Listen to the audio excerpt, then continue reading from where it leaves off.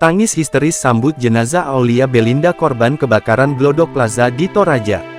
Jenazah Aulia Belinda Kurapak, pramugari asal Tanah Toraja yang menjadi korban kebakaran di Glodok Plaza, Jakarta Barat, tiba di rumah duka di Tongkonan Tondok, Kelurahan Tongko Sarapung, Kecamatan Sangala, Tanah Toraja, Sulawesi Selatan, Minggu, tanggal 26 Januari tahun 2025, siang. Kedatangan jenazah Aulia Belinda Kurapak disambut ratusan rumpun keluarga dengan tangis histeris. Jenazah korban tiba di rumah duka menggunakan mobil ambulans yang diantar ratusan pelayat, baik keluarga maupun warga sekitar, dan langsung disemayamkan di rumah adat Toraja yang biasa disebut Tongkonan sebelum prosesi adat dilaksanakan. Menurut paman almarhumah Aulia Belinda Kurapak, Paulus, kedatangan jenazah disambut dengan prosesi adat seperti biasanya di Tanah Toraja.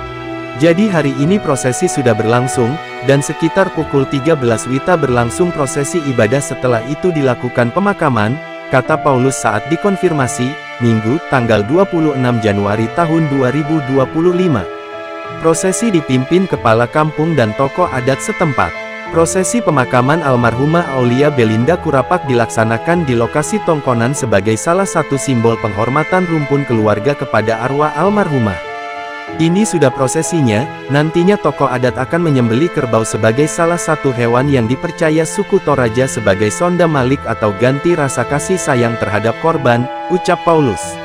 Lanjut Paulus, setelah prosesi adat dan kebaktian almarhumah Aulia Belinda Kurapak, jenazah langsung dikebumikan di pemakaman keluarga.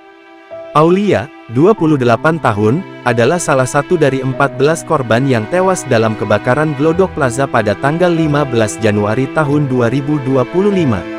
Saat kejadian, ia bersama temannya, Osima Yukari, menghadiri acara ulang tahun di ruang karaoke sebelum api melahap gedung tersebut. Jenazah Aulia baru berhasil diidentifikasi oleh tim DVIRS Polri Kramat Jati beberapa hari setelah insiden.